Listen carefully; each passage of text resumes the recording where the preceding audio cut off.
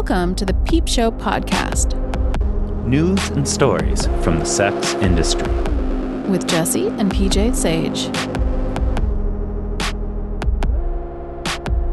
Welcome back to another episode of the Peep Show podcast. This week we focus on family and sexuality. We talk to sex workers and parents Kim Cutter and Natalie Brewster Nguyen about raising kids in community with other sex workers. We also interview Elizabeth Ann Wood, author of Bound, a mother, a Domme, and an end-of-life story about her journey with her mother.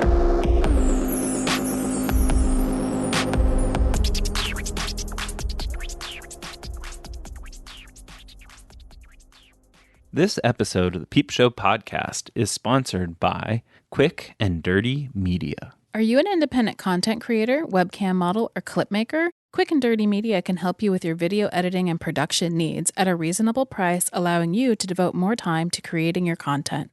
As a special offer for Peep Show podcast listeners, the first 5 content creators who submit a video for editing will receive their first order free. Make sure to use the promo code PeepShowPod. Find Quick and Dirty Media on Twitter at QuickDirtyMedia or send an email to info@quickanddirtymedia.com. Quick and Dirty Media is proud to be an adult-friendly business. Hey everybody, welcome back to the Peep Show podcast. Welcome. This is the first episode that we've ever had a segment that PJ and I are not in the same room recording. I guess that's true. Yeah, so why don't you tell them where you are? Well, I am in sunny Brisbane, Australia right now. Yeah, I'm in Pittsburgh, so I'm a little bitter. Yeah, it's not quite as tropical in Pittsburgh. No, it's really not. And where did you go before that? I went to Hawaii, to Honolulu. But that was just the 18-hour layover. But it was a very, very lovely 18-hour layover, I must say. PJ was saying that he wanted to go to Hawaii his whole life, and so this was such a cool opportunity. I have literally had dreams about Hawaii more than once. It's That's so deeply weird. embedded in my psyche. I don't know if it was growing up watching South Pacific or something. Just embedded in the back of my mind, there is all this imagery of Hawaii, and it's just always something I've wanted to see. And it really is beautiful. That's so neat. Yeah, and everything is lusher and greener than anything is in Pittsburgh. like the greenest thing in Pittsburgh is less green than the least green thing in Hawaii. You are at a conference. Yep, it's the Association of Internet Researchers Conference, and I'm going to give a talk today on my dissertation research on the work and relationships in sex cam modeling. Yeah, so what is the thesis of your talk? What? It's an academic talk. I don't know what you're talking about. We're just going to ramble for You're not actually going to say anything?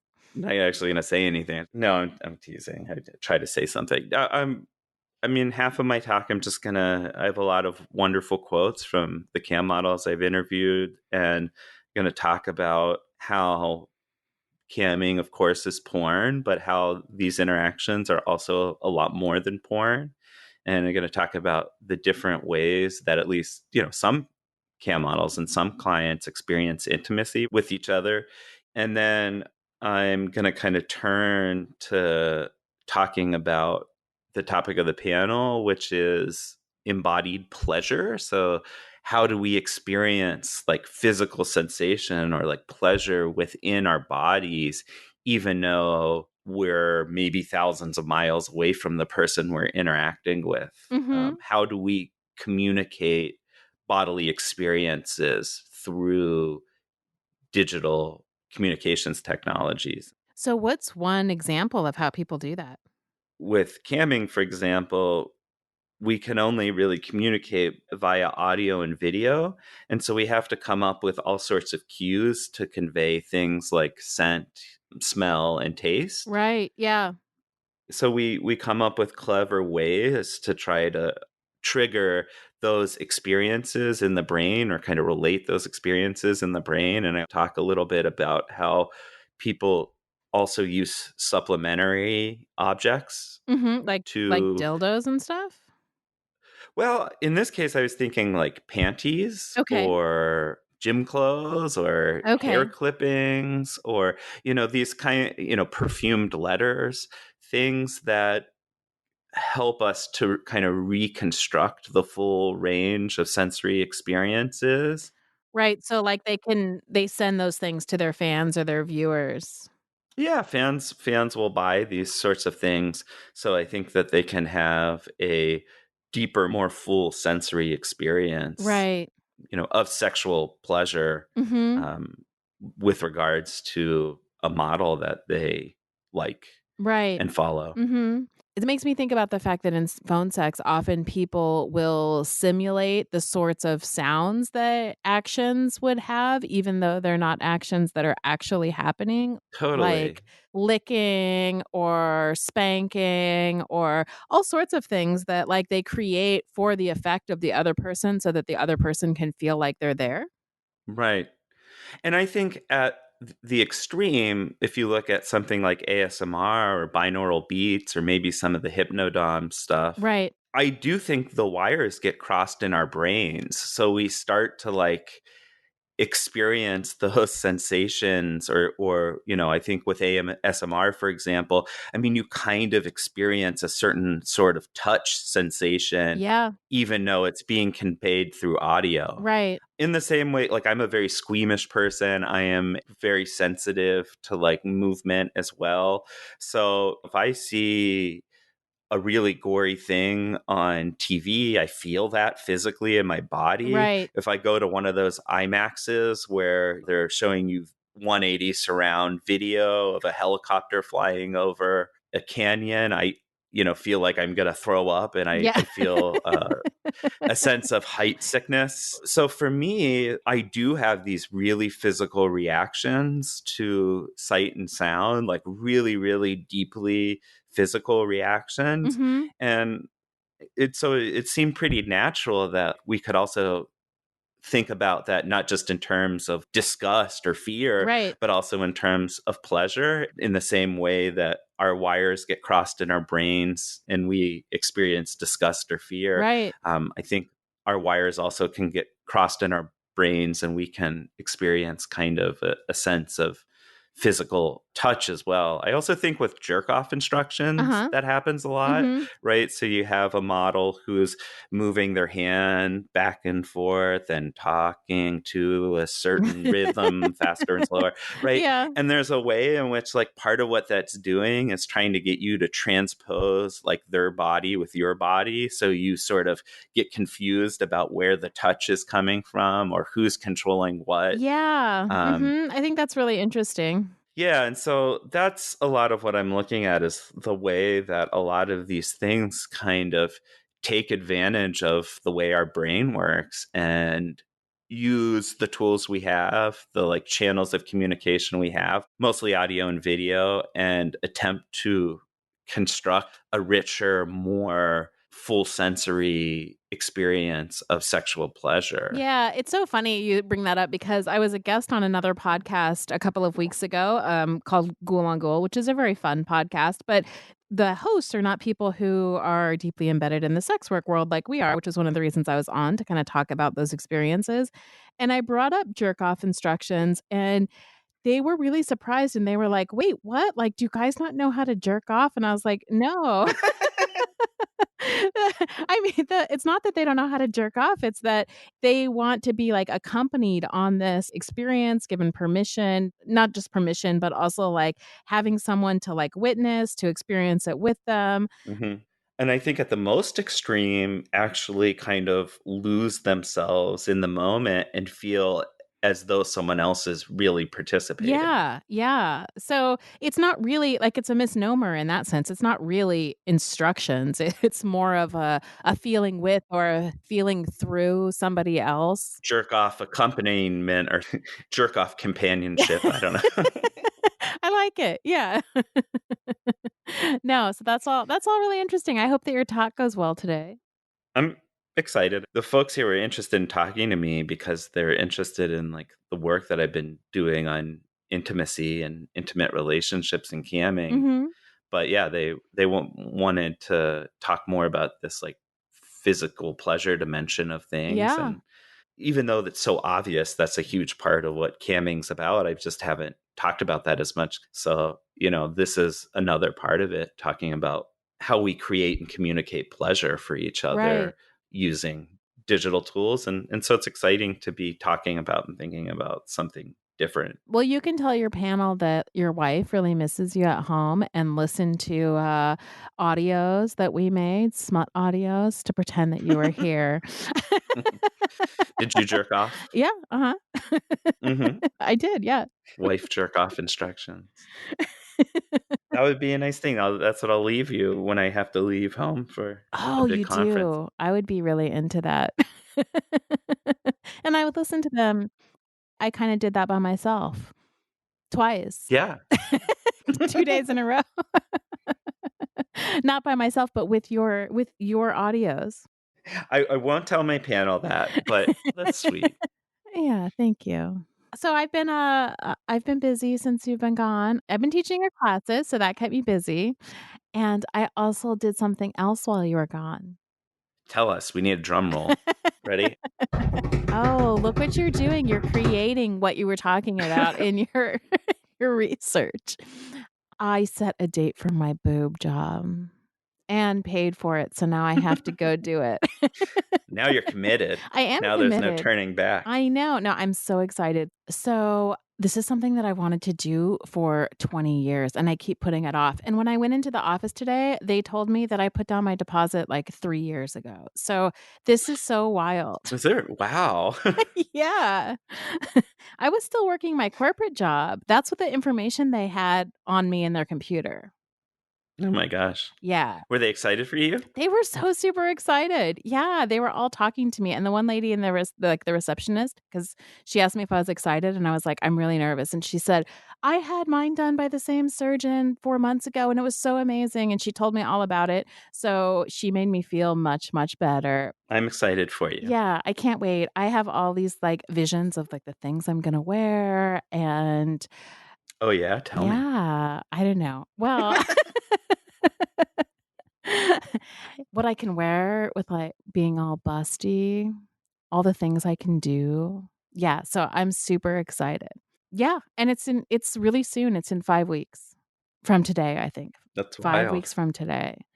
I'm gonna post so many pictures when I have big boobs. My feed is gonna transform. It's gonna be like the boob show. And you're going to have them in time to go to AVN. Yeah. Yeah, I will. I mean, we're just starting to think about it and plan that trip, but I'm looking forward to hopefully going to AVN again this year. And I am too. I really wanna go with a low V. I wanna go in a low V dress. we got to get you on the red carpet this year. I've been pumping my OnlyFans. We've been putting little videos up on that. You all should go follow me on OnlyFans at onlyfans.com/sapiotextual. I mean, there's been some porny videos, but there's also a lot of personal diary kind of stuff. Yeah, there's been both. There's been, porny videos. There's been sexy pictures. There's also been like some vlogging where I'm just talking about what I'm doing and what projects I'm working on. And you make some appearances, which is very fun. So yeah, it's been fun.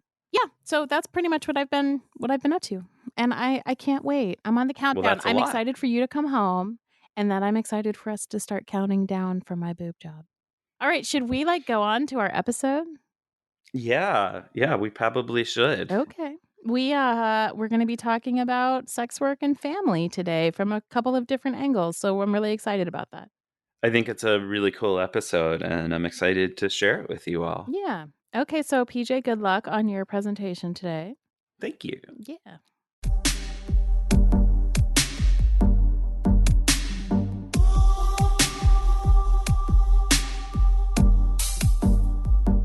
Thanks for joining us today. Jesse and I are dedicated to platforming sex worker voices and covering important political issues for those in the sex trades. But we can't do it without your help. If you believe in our mission, find us at patreon.com/peepshowpodcast and show us some love. We're also seeking advertisers to help us grow. Thanks for helping us make Peep Show happen.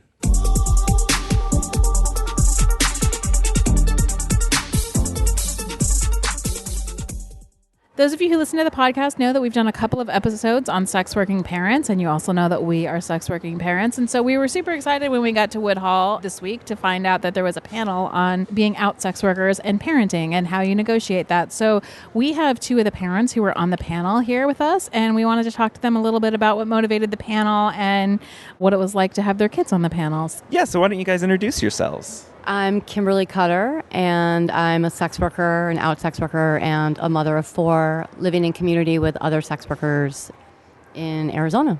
My name is Natalie Brewster Nguyen, and I'm an artist and a parent and a sex worker. You said you lived in community. Can you tell us a little bit about what your community is like? So we live in a large co-parenting community, which is essentially comprised of ourselves and our kids and former partners, current partners, and some other just dear loves who co-parent our kids with us. Many of us live together all in a warehouse in Tucson, and a few of the co-parents have other homes as well. So our kids have grown up spending 1 or 2 nights a week at other co-parents' houses, and then the rest of the time we're just a big old happy blended mixed-up family. Our house has no walls, and it's 3 stories, and it's always it's a lesson in privacy and what it means to really live in community and negotiate space all the time. I live with a night owl. And sound and time and lights. Sex. Sex, for sure. She's a night owl. I'm a morning person. That's like us. It was funny because I think one of our kids last night texted us at like 2 a.m. and they said, one of you has to be up. Just expected that 24/7, like somebody is awake because we're on different schedules. Which one's the night owl? Oh, that's me. She's always like, my brain doesn't work after 8 o'clock at night. It's true. I can't work at night. I just lose it. My brain doesn't turn on until 10 p.m. Exactly. They were joking. When we were driving here, I was driving at like 1 a.m. and I was like cracking jokes and I was all awake. But then our 17-year-old was like, is this what you're like at 1 a.m. every day? And I'm like, yes, exactly. This is the me that you don't see, the fully awake me. I thought it was really interesting to hear you guys talk about what your house is like. Did you intentionally move into a place that had no walls? Was that a decision, or did you just end up like that? It's so funny because we're never, summers we're often not home. And when we moved into this big house, we were all coming from different places. I was in Northern California, Nat was in LA, another co-parent was in San Diego. And when we came together, we were looking online, basically. And a friend of Nat's had a warehouse that was an artist space and wanted artists to move in. And we sent a friend over to look at it and film it. And was walking through it. And she's, there's no walls. And now it was we're taking it. I'm taking it. We'll work it out. And so, I drove up with my stuff in the car and pulled in and opened the door. And I was like, okay, there's no walls. So not intentional, but we needed a big house because at the beginning, 2 of our children don't live at home anymore, but we had 4 kids and 3 adults from the beginning. And, it's a lot of people in this house with no walls. What was the hardest thing to get used to living in a house with no walls? Well, I sort of think, I say all the time that it's everything about our lives is a grand social experiment, but this one really is about a sort of a grand social experiment about privacy. We think that privacy is required in the West, but most of the rest of the world doesn't think that way. So many places, families live in one room all together. So it is a big industrial warehouse with odd little spaces here and there. We just don't have any full rooms or doors that close. It was perfect in so many ways, all of the ways that life flows, it just put us in this place. And I was like, we're just going to figure it out. So we kind of moved really slow. And at first we didn't have any curtains or dividers or anything like that. It's sort of set up as a big open floor plan, 3-story thing. But in the end, we stuck the teens way up in the top in this loft and split that down the middle for them with a curtain. And then the little kids were in this big sort of middle room on the second floor that really has zero privacy. You can see into it from every part of the house. And then we have bedrooms that are sort of a little bit more private. They're open completely on one side to look over the rest of the house. But we do have some, full walls, as it were. We're very open, and one of the rules in our house is verbal knocking, right? Because we can't lock a door or close a door. So we just sort of you satellite around each other and give each other space. And then if you want to speak to one another, you have to sort of ask for permission to enter the space. But like so many other negotiations that we're teaching our kids, it's It's about negotiating space and consent. Every way that we treat each other has to be respectful. I want to go back to what you were saying about the West, thinking that privacy is a requirement, because I think it's not only that, it's also like woven into the idea of like what a good parent is during custody hearings and during divorces. A lot of times judges will say, like, if you don't have a room for every child, you can't have custody. So therefore the parent with, more means ends up with the kids. And I think that there's something interesting about that like not only is privacy something that's valued, but it's also seen as part and parcel of like good parenting. Yeah, it's like legally necessitated, at least when you get into those custody battle situations. Yeah, and I remember when I was younger renting places with my 2 older children when they were small. I wanted a 1-bedroom, and I was poor, and I had a hard time. I remember saying specifically to a landlord, I was like, and he was actually from Thailand, and I was like, well, all over the world people sleep in the same room. And he was like, you're right, and I got the place. But back to our space, and I think one of the things with no walls and what's been a negotiation for me is I didn't have a close partner or romantic relationship for many years living in the space. And then when I got one who I actually wanted to have sex with at home, I was like, oh, okay, now I'm having sex at home and I'm loud and we have no walls. And so figuring that out, like I have sex in the middle of the night now, like we wake up at like 4 a.m. when everybody's asleep and shit like that.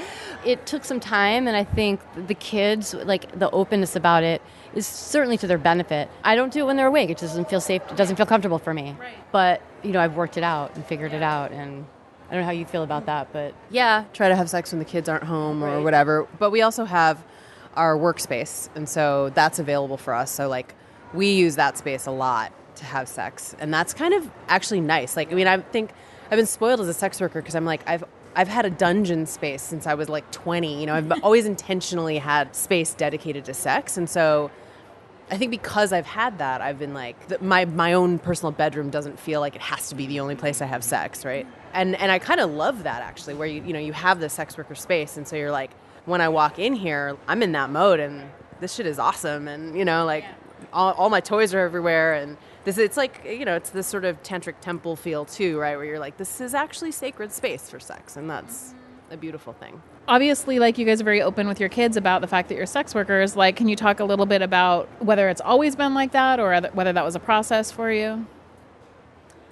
Yeah. So we always say that we've always been open to them. We've always told them that our job is a sex worker. I think when they were little, we would say, massage, or Kim used to say, I go on dates with men for money, like that kind of thing. From a really young, as soon as they were sort of 5 or something, you're using the word sex worker and explaining what that means. The explanation of what that means changes over time because we explain it in age-appropriate ways.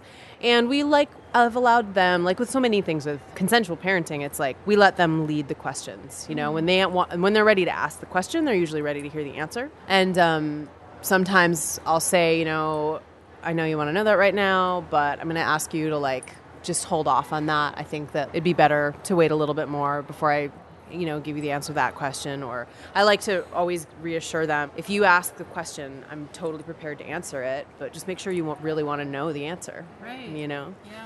I'm thinking of one morning when they were driving to school with our co-parent dad. There was a car that had a giant sticker that said, I eat ass. And so they're like, Keith, what does I eat ass mean? And he was like, that's a question for the moms. So as soon as I pick them up, my youngest one hops in. Mama, what does I eat ass mean? And I was like, okay, spell it for me, because I wanted to make sure that there was no mistake. And I said, well, it's a consensual sexual act between 2 adults where one puts their mouth and kisses the other's anus, blah, blah, blah. And so she's like, all right. So she gets home and runs upstairs and immediately is like, Sula, this is what I eat ass means, and just describes it. And I just was like, so there's been so many moments like that. Like we watched the movie 8th Grade with them, which was a great teaching. I don't know if you know that movie. Oh, it's really great. But there's a scene, the 8th grader, and they talk about blowjobs, and immediately we had to keep pausing the movie. What is a blowjob? And I there's so many teaching moments, but that come like just from the outside world, and we have these opportunities to talk to them. But it's been this continuing conversation, not just as out sex workers, but just as like open, we have a naked house. And I also find another real funny thing is I was driving all the girls home from school with a couple friends, and one of their friends is Christian, and she's the only one who's never seen her dad naked. And I could tell that she felt really embarrassed about it. And I said, everybody has different comfort levels of what feels right for their body, and neither one is right or wrong. And I could see the relief, but I thought to myself, how hilarious is this that I am describing that the clothed person is the more radical one here in this group. That we're all 5 girls come from naked homes, and then this one doesn't. And, and then that's okay. But anyway, it's just, I found that really funny, and it's such a sign of the times, things are shifting so much. Yeah, one of the interesting things about what I think I hear you saying is that within our culture we have this notion of like the talk, where that's the one time, and I do come from like a conservative Catholic background where there was the talk, and then the rest of our childhood was like, covering our eyes, like literally, not figuratively, also figuratively.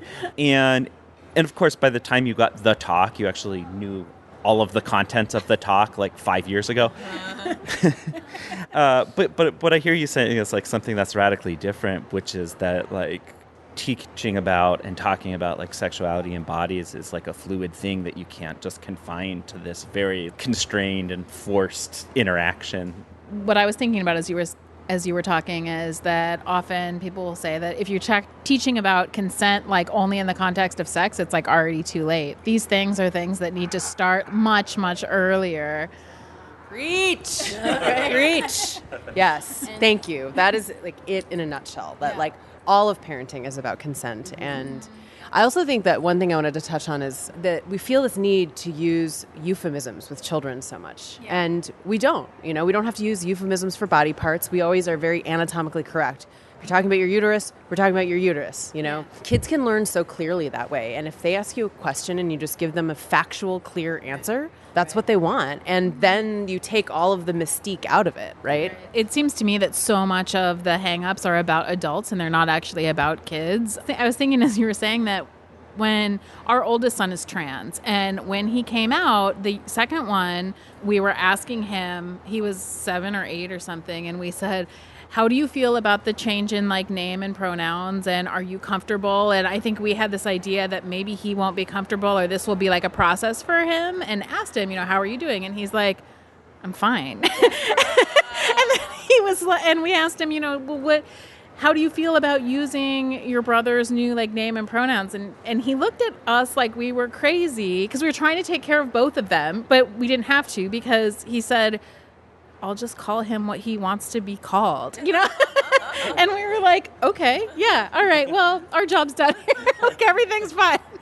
That's not how we had to talk to our parents, that there was this whole process with them, that with the younger ones, they were like, no, it's fine, everything's fine. And so a lot of, this is about gender identity, but I think it is relevant to sexuality too, and bodies and all of this, because we spend so much time with kids. A lot of the, you talked about shame on the panel too, I think. A lot of it is ours and not. I was just a story about my youngest a couple days ago or a couple weeks ago comes in and says, Mama, do you have a condom? I want to show Savan, who's our good friend. And I said, yeah, of course, many. So I pull one out and she opens it and she just kind of took it out for a second and then was going to throw it away. And I said, well, if you're going to show her what it really is, because her immediate reaction, the little girl was like, well, it doesn't look big. What does it do? So I unrolled it for her and showed her. And just the simplicity of that conversation, just here you go. This is how you use it. And that lifelong fluid, like you were saying. And that is just something that I think I never got. It was the birds and the bees talk, very similar to what you had. And yes, we already knew that from our friends 5 years before. So this is just this radical thing that's happening. And I can't wait for 20 years from now when all these kids are older and what is the world going to look like. Because I think it's going to look different with all of these aware, open, supported trans children. I hope it looks different. And I see that shift. I even see that. We've taught for a long time. And when I started teaching 15 years ago, my students had way less information than they do coming in now, and were way less open-minded. You had your kids on the panel. What was it like to have your kids on the panel, and were they excited to do it? A few years ago, actually now many years ago, we wrote an article or like a long-form story about our family and being out sex workers. And for it, I interviewed our kids because I was like, hey, I want to give people a perspective on what they think about all this, right? And that was a really interesting thing. And so wrote this whole piece and wrote our stories about, about like, you know, how we came together and Kim's custody battle and our custody battle and all this kind of stuff. And in doing that, I found it so fascinating. And so after having done that like 6 years ago or however long ago that was, I wanted to re-interview them because I felt like their perspectives have changed so much. And especially now, because our older ones are now full-blown adults, 24 and 21 at this point. The reflections that they had when they were like 15 and 17 are different as well. And they were excited to do it. And we definitely they didn't want to miss school and X, Y, and Z. But I was like, no, we really need you to come do this. It's so cool.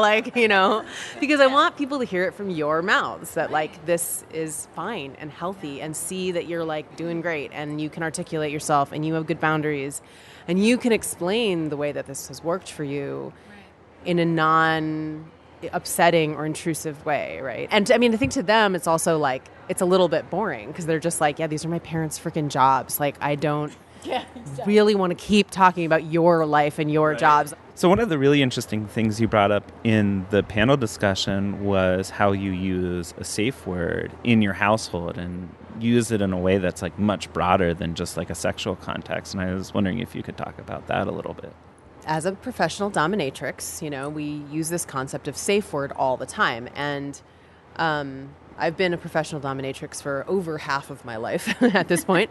So it's something that, I learned young. And when I had kids, it sort of seemed like the most natural thing because as adults, we take control of our children's bodies so much and we take so many liberties with them. And I see adults wield power in non-consensual ways all the time. And it also is something that I wanted to think about in terms of we like to play rough and we like to tickle or we like to roll around or whatever, but we want to give our kids an opportunity to use a safe word to say no, this is my physical boundary for my body, right?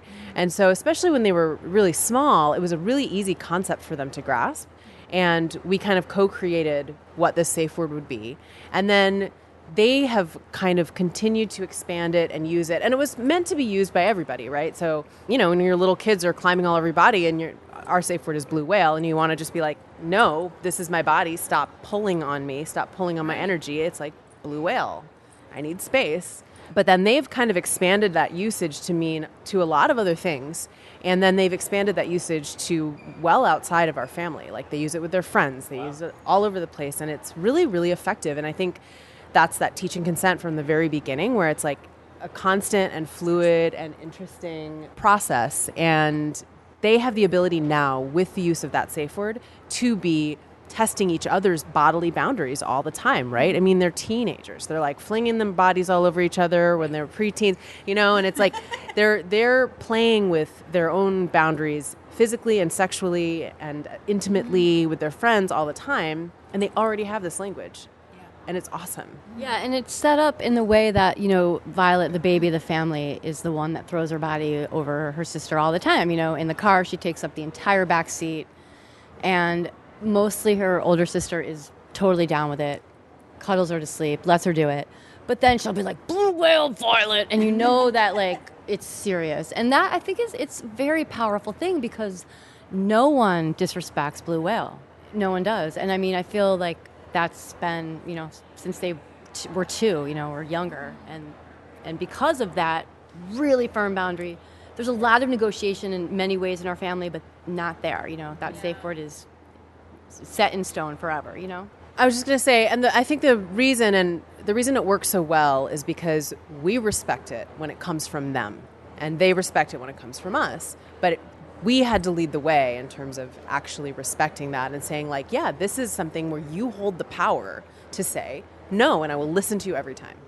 Just as a follow-up question then, because as well in the panel that you try to create a punishment-free environment within the home. How do you handle instances where the kids may violate a boundary, if not that boundary? I mean, that seems like an obvious boundary, but if not that boundary, then other boundaries. How do you negotiate that with them? Well, I think the model that I've used, I was a teacher. I was a Montessori teacher for young kids for many years. So I came into parenting with a lot of knowledge that I brought into it. So my style was basically like natural and logical consequences, which could be as simply like if you don't put your bike away and you leave it in the driveway and it gets run over, whoops. You don't have a bike anymore. I don't need to yell at you or punish you at all because like you don't have a bike, bummer. Or like I let my kids, even as 2 years old, my son never wanted to wear a jacket in the winter, and we lived in Idaho at the time. And so I would be like, okay, well, you can bring it. You don't have to wear it, Yeah. The natural consequence, you're going to get cold. You'll probably put the jacket on. Yeah. But more serious things, a logical consequence, meaning the behavior, there's a consequence that is linked to the behavior. Not like, oh, if you don't do your homework, you don't get to watch TV. Like that, we never did anything like that. So if you can't use something respectfully, for example, you don't get to use it. Or if you're disrespectful to someone's body, then I'm going to have to take you away out of that situation. Like for little kids. My older daughter, when she was a teenager, would constantly forget to text me when she was safe somewhere. And I'd be like, okay, this needs to stop. If you can't do it, I'm going to have to put a boundary up and not let you stay out past this time, and I'm going to come pick you up now. And that was like the last time. So things like that, real simple, firm boundaries. And since I've been parenting that way since they were at birth, it was smooth for us, But I teach parenting classes, or I taught in the past, and taught ways to sort of implement that if that wasn't your style to begin with. I was going to say that, and logical consequences make a lot of sense in certain ways, and then sometimes the behavior of children is not logical, right? It's like punishing a dog that pees on the floor, and they have no idea why you're punishing them or what that has to do with anything, right? All they experience is that you're now hitting them and kicking them or whatever. So I think with smaller kids, when the issues are not logical and they're just acting out or they're having a tantrum or they're just digging their heels in for some reason, it's a lot more about an emotional issue or needing attention or needing love or just being hungry or whatever, right? So it's really about trying to solve that problem.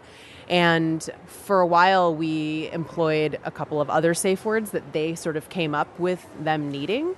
One of them was pink whale, which meant I'm just freaking out and I need attention, essentially, right? Mm-hmm. Like that I need you to help me figure out something to entertain myself. I'm in that sort of like amped up kid space. Yeah.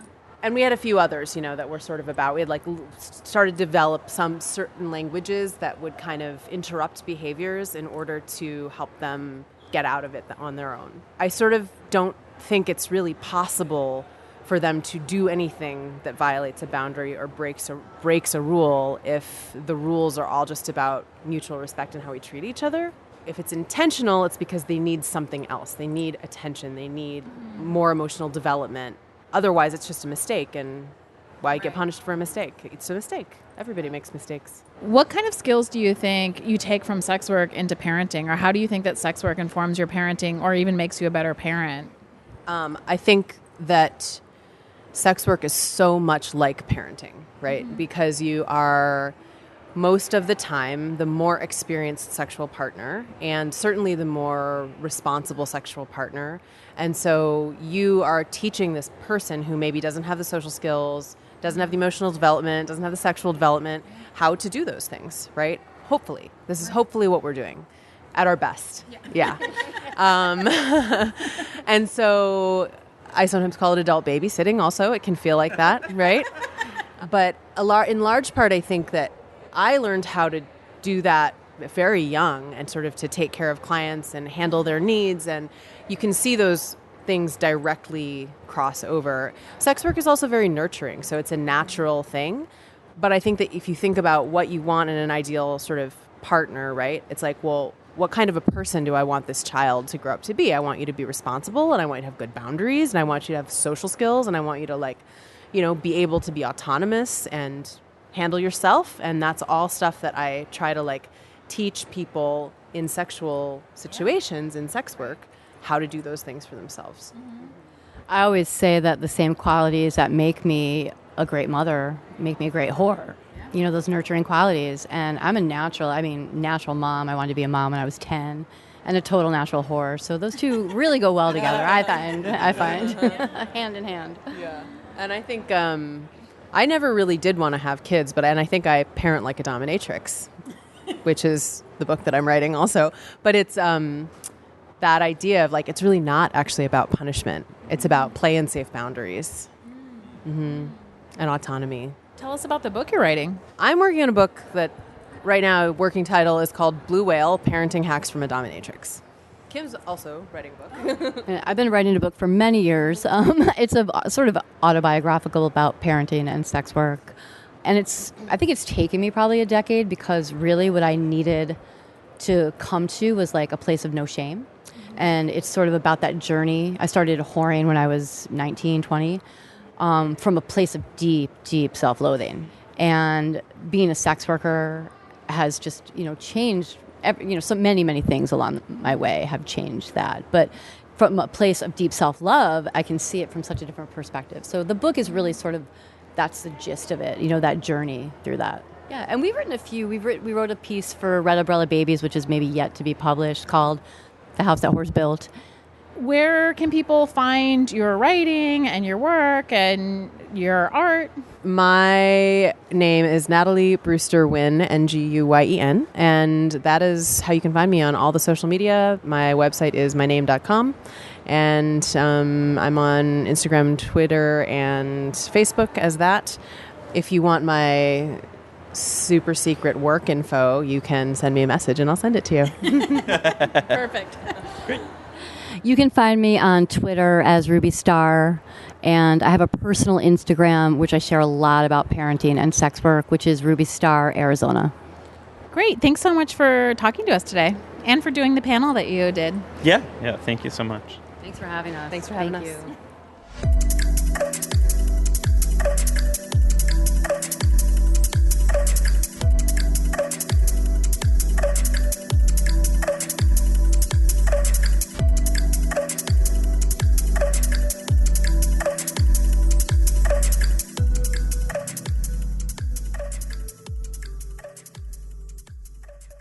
Now is a good time to hit the pause button and head over to our Patreon at patreon.com/peepshowpodcast. Even $1 a month shows us that you care and want to see Peep Show continue to thrive. Also, you can help increase our reach with a review on iTunes.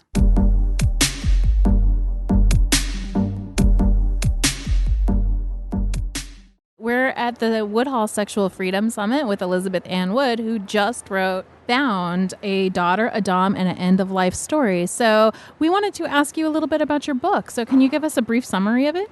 Sure. Bound is really a caregiving memoir. It's about taking care of my mother at the end of her life. But what makes it a different kind of story is that my mother discovered her sexuality as a Domme, as a person who liked to dominate men who wanted to be sexually submissive, only in her late 50s, which was right before she got sick with kidney cancer and then later a terminal cancer. So the book reflects a lot on aging and sexuality and illness and caregiving and unconventional mother-daughter relationships. One of the things that you do talk about in the book is the fact that you do have an unconventional relationship with your mom. And the fact that you have an unconventional relationship with your mom means that, like, you talk a lot about her sex life and how she came into being a dominatrix later in life. So do you want to talk a little bit about what that dynamic between you two is? Sure. My mom was an alcoholic when I was little. She got sober when I was about 8. But I think, as a lot of adult children of alcoholics would recognize, a lot of times we take on a caregiver role from early on in our lives, and that was certainly the case for my mother and I. So our boundaries were never conventional parent-child boundaries. There's a story I tell in the memoir about coming down one morning when I was a kid and finding that she was crying, and she was upset about medical bills. She was upset about some bills she had got in the mail. And then there was stuff with my father she was divorced from that she was upset about. And I always felt like it was up to me to help take care of her on those things. So our boundaries were kind of reversed from the start. And one thing that's really important to me about that is that when I became sexual in my teens, it meant I could talk to her more easily. She was a very open person who really treated me more like a friend than a child. So it allowed me a lot of freedom, and I felt happy to be able to give that back to her later on. There's a funny story in the memoir about how I came to learn that she was now interested in dominating men. I took that as just such a moment of celebration for her. Yeah, so do you want to tell us a little bit about how she decided she wanted to be a dominatrix? Sure. So the first thing that happened was she had a job interview that she came back from very excited, and it was a copy editing job interview. But the phone call I got was a phone call that started with, "Did you know that you could hurt men for money and you don't even have to have sex with them?" and I did know that. I was a gender and sexuality scholar and had studied sex work quite a bit, and I understood that pro-doms often don't include oral sex or intercourse in their work. And so we had this great conversation about what sex meant and what sex work was and what kinds of relationships people have. She didn't end up starting to explore just yet, but a few years later she called me up and asked if I knew a website called alt.com. She was having trouble with her profile. And that was a little awkward, just because I didn't want to see her profile on alt.com exactly. But so that was when she dove in. She was probably 58 or 59 at the time. Wow. Yeah. That's wild. Yeah, I think that's so neat. I actually thought that one of the things that was interesting about it was that you talked a lot about how she kind of came to terms with her relationship with men through that work. I think she really did. She had a very unsatisfying relationship with my father, and she had been drinking during the whole thing. Then she had one really exciting relationship, but she was drinking then too, and then that relationship didn't succeed. Then she had a disastrous relationship with my stepfather, and that was only a few years long. And then she went for about 2 decades with no relationships at all. And basically, she had said to me a number of times, "I don't really like sex. Men are unreliable." She was pretty cynical and disappointed with them. So when she discovered BDSM, I was really hoping that she would find a way to have a relationship with men or a man on her own terms where she would feel control and she'd be able to experience pleasure without feeling coercion or guilt. And that turns out to be the way it worked for her. I couldn't have been happier about it. Yeah, I think that's really interesting. Another thing, we're sex workers, and one of the things that came out in the book too is like the relationship between like sex workers and their clients and how actually loving those relationships can be. A scene in the book that totally stood out to me was when her sub came and sat in the hospital and collapsed his body into 2 chairs that he put together. And she had the good fortune to have the most devoted, submissive lover for the last 8 months or so of her life. And I'm still in touch with him, and he said to me once that she was the first person in his life that he felt fully understood him and accepted him for who he was. And so the fact that she was open to his really deep submissiveness was so meaningful to him. But he devoted himself to her in those last months. The story you tell about folding himself up into a chair, this was at a rehab, which was not set up for overnight guests the way that a lot of hospital rooms were. And he had agreed to spend about 10 days with her while I went to do something else. And he spent those 10 days sleeping in 2 straight back chairs pushed together. This guy was 6'5". That's wild. Wow. No, I believe that it was his submission and his willingness to accept pain through the submission to take care of her that was part of why he could do it. And some people have remarked that a sick dom doesn't seem like somebody you imagine could be dominant. But one thing I really learned by watching their relationship dynamic was that submission and service is a big part of the experience for some people. And so the fact that she was not physically dominant over him in those last 8 months didn't mean that he couldn't be submissive and she couldn't be in control. Right. Yeah. Almost in a way, it seems like that could have potentially intensified the submission, knowing that her sub was submitting in spite of that physical frailty.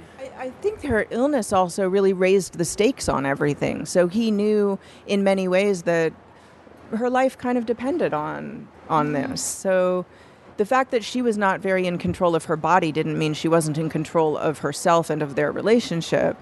And it really helped to separate the physical from the mental part of submission, I think, and dominance. Yeah, to switch gears a little bit, the other thing that I thought was really remarkable about your book is how you walk through what it means to care for somebody within a medical system. I mean, anyone I think who has cared for sick kids or sick parents or anyone who has to interface with the medical system, like, I think could deeply resonate with this. And so I was wondering what it was like for you to like go through and kind of chronicle those things that sound mundane, but that are so hard in practice. I took a lot of notes while my mom was sick. There's a story I tell in the book about why my notebook was so important to me. It was in a way kind of a shield that I needed in order to keep the emotional difficulty of the experience at bay. But chronicling all of that really helped me to deal with my frustrations with the bureaucracy of the medical system. And I'm a sociologist and a pretty analytical thinker, so it really helped me. So much of what I encountered felt so irrational that it really helped me to organize my way of addressing it. So, just one example would be a person is in the hospital. They've been in the hospital for quite a while. They can't be discharged yet to home, so they need to go to a rehab. So this was my mother's situation a number of times. When you're in that situation, then a social worker brings you a list of possible rehabs, and you have to approach each of them and decide what your top choices are. The issues that come up in that kind of a search are so complex, from will you accept overnight guests because my mother has a lover, to can she get dialysis and what kind if she's at your facility, to what are we going to do about her chemo, to will she be accepted back here if she needs to come back. And it's like a Rubik's Cube kind of problem, and none of the steps feel rational as you go along. So having the notebook and chronicling all of that was really helpful to me. The fact that I later turned it into a book is kind of a different story. What made you turn it into a book? Well, my mom was a writer, and she loved to write about her own life. She had published a few articles in an online magazine about becoming a Domme in her late life. And when she was sick, she really wanted she and I to write a book together. That couldn't happen because she was too sick to write. And I don't think I could have told an emotionally honest story without fear of hurting her feelings. But I knew she wanted this story told. I also knew I wanted to tell it as my story. Because I really think it's important not to try to speak for other people. So it took about a year after she died before I felt brave enough to look at the material as a story and not as something I had just lived. But I think the fact that I come from a sociological background had already given me the analytical framework that I was looking for. What I wasn't prepared for was, I'm more an academic than a creative writer, so I had to write the book twice. So the first time I wrote it, it was pretty analytical, and a lot of people looked at it and said, there's so much interesting story here. You really need more scenes. You need more dialogue. And I learned so much about the writing process. It's a much better book for that feedback. Do you think you'll take some of that back into doing sociology? Like, has it changed the way you think and write, having to do a sort of creative nonfiction project? Well, it certainly makes me more mindful of using my students' personal stories to help them understand the concepts we're talking about in the classroom. So I've always encouraged my students to think about how what we're talking about applies in their own lives. But now I'm doing that from the other direction. I'm asking them to start with their own lives and then discover sociology through looking at them. And so, yeah, the radical power of storytelling to change lives and to change the world is something that does come into my classroom more since I've been writing this book. Yeah, I have another question about storytelling, actually. So in the foreword of the book, one of the things that you say is that, you did change some names of people in order to protect, careers, but that you also, these are your memories, obviously, and they're going to be different than maybe your sister's memory or other people or your aunt or other people who were involved in this. The people in your life who've read this book, what has their response been? Well, my sister and my aunt, who are two key figures in the story, haven't read this version yet. In fact, they didn't read the first version in its entirety either, because for them, the loss of my mother was just too close to be able to confront it as a story. Now, that was in 2012, so I'm very hopeful that they'll read it. The big surprise to me was my sister. My sister and I, if you read the book, you'll find that we are on different pages about all kinds of things. throughout the book. And one of the reasons it was so important to me to say these were my memories is because even in the moment, she and I heard things differently. And so I am certain that we remember things differently. But she has been super supportive of this book, and she's read both drafts, and she's encouraged me every step of the way, and she's entirely behind the project. And she is a fan of the book, and that makes me so happy. I was really interested in your discussion of sort of the radical power of storytelling. I think that's something that we, as podcasters, one of the reasons we were driven to this project, and actually also from academic work, is because of our belief in the power of storytelling. And so I think that's interesting. As a sociologist and an academic, I'm often expected to look at data and say, what do the data mean? And Ricky Levy, who's the president of Woodhull Freedom Foundation, which is why we're all here at the summit right now, she often says, data don't reach people, stories reach people. And I think when you're talking about social change, you obviously do need some data to make decisions about what the best policies are. But to try to convince people to adopt a policy or to change their minds or to think in a new way, you don't need data, you need empathy. And it's stories that build empathy. It's relating to one another as human beings. And we can only do that if we expose ourselves and become vulnerable to each other, and if we're willing to open our ears and listen to one another. And so that's where those storytelling moments are so powerful. They don't make data irrelevant. We still need that to help us make smart decisions about policy. But to do the work of changing the world, we need to capture people's minds and help people care about each other. And that's why we need the stories. That's one of the things I'm really hoping this book will help do. I'm hoping it will help people start telling stories and starting conversations about really hard conversations around death and dying, around health care and sexuality that are hard to start. So if you have somebody else's story you can point to first and say, hey, Mom, I just read this book.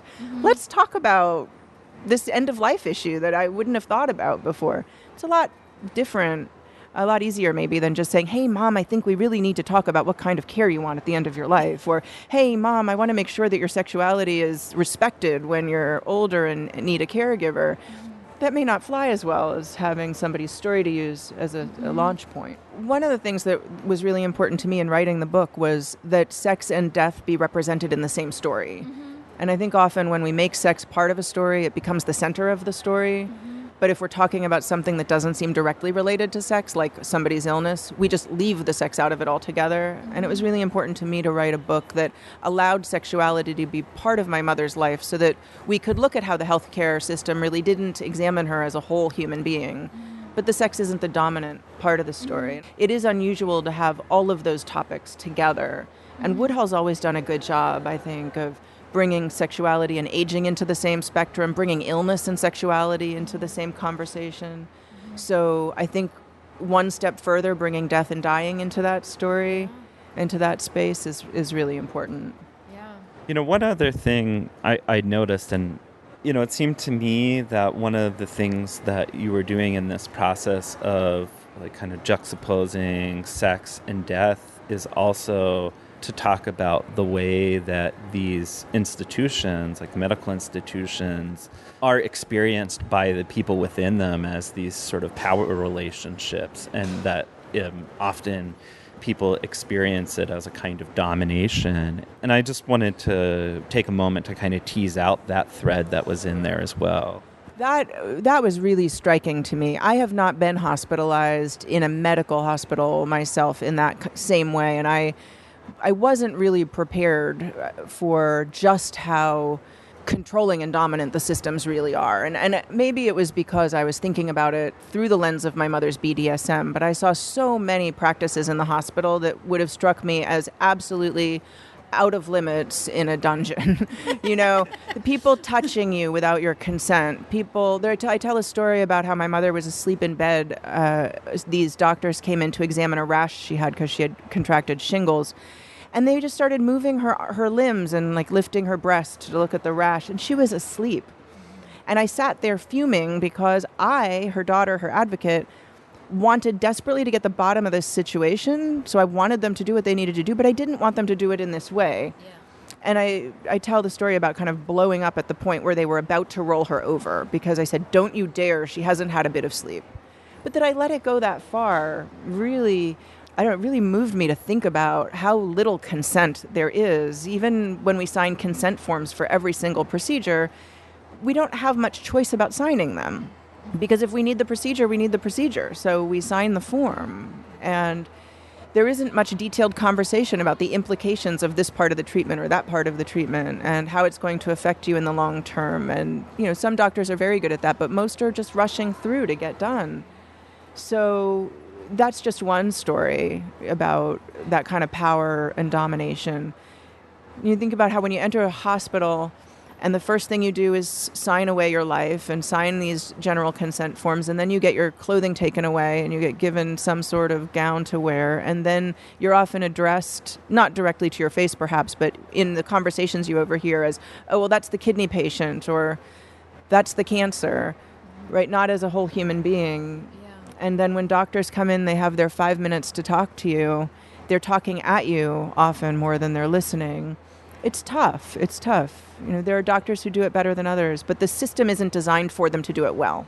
That's really, I guess, what I saw is not so much individual doctors doing it better or worse, but that the system is designed not for it to be done well. Yeah, one of the things that I thought was interesting is that you talk about that from a patient perspective, but you also talk about it from a doctor and a nurse perspective, right? So they enter into this system too, and they have color-coded scrubs, and they have white coats that are of varying lengths depending on how far along in their educational process they are. So there's a way in which everyone is systematized, including them, that I think comes across in the memoir in a way that's really powerful. Yeah, the healthcare bureaucracy is, it's sort of an ideal type bureaucracy in one sense and the best example of bureaucratic alienation and red tape on the other. But I remember being really grateful for how easy it was to know, okay, I need wound care, so I need somebody in dark blue. Now, I also, because we'd spent so much time in this hospital, knew which person in dark blue I would prefer. Yeah. And so that was we were often able to do that. And I have to say, the doctors and nurses who treated my mother were very humane and very caring people who were doing the best job they could do under pretty tough circumstances most of the time. I had particular gratitude for the nursing staff, the CNAs, the certified nursing assistants, and the social workers. They were just the most empathetic, caring people that we could have encountered. But they are exactly as you say, they are themselves cogs in this bureaucratic machine. There were things they couldn't do that they would have liked to have been able to do in order to help. It's a tough system. No, and I think it's really interesting, this point you're making about, just the relationship to bodies and bodily integrity and the way that is both salient in sexuality, but also in end-of-life care, that in both cases, these issues we're talking about in terms of consent, in terms of bodily integrity, aren't all that different. And yet the assumptions we make about what's appropriate or what we're willing to tolerate as a society seems to be vastly different. And I think that's really powerful. I think one thing they share, sexuality and end-of-life issues, is this lack of training we have in talking about them. So we don't grow up with a lot of training in how to talk about sex, even though the culture is filled with lots of sex. And we don't grow up learning how to talk about death as something that's a natural process that's going to happen to all of us eventually, even though our media is filled with violence and death. The kinds of sex and the kinds of death we see around us in our culture and our media are not the kinds of sex and death most of us are likely to experience. So we're not very skilled at talking about them.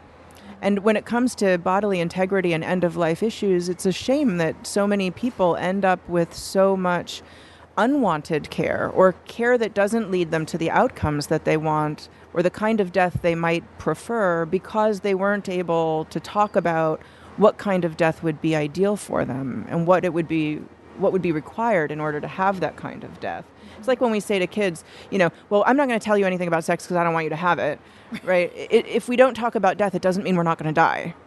It just means we're a lot more likely to die in a way we don't want to. And that's about learning how to talk about it as much as it is about changing the healthcare system. I think that's a really good place to end. Do you want to tell people where they could find you and where they could find your book? Sure. You can find me on the web at elizabethann.wood.com. And you can find my book anywhere where you ordinarily find books. I love it when people find the book in their library or when they go to an independent bookstore. There's a website called IndieBound where you can find an independent bookstore near you. And of course, there's always Amazon. Thanks so much for chatting with us today. It was a really interesting conversation, and I really liked the book. The book, again, is Bound, a daughter, a Domme, and an end-of-life story.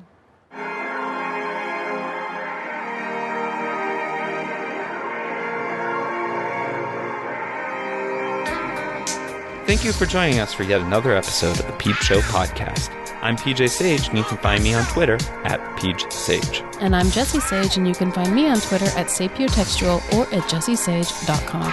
We would like to remind you that we have a Patreon account and would appreciate your support. Please visit patreon.com/peepshowpodcast. Our music is courtesy of Joe Kennedy. The show was produced by Jessie and PJ Sage. Signing off. Have a great week.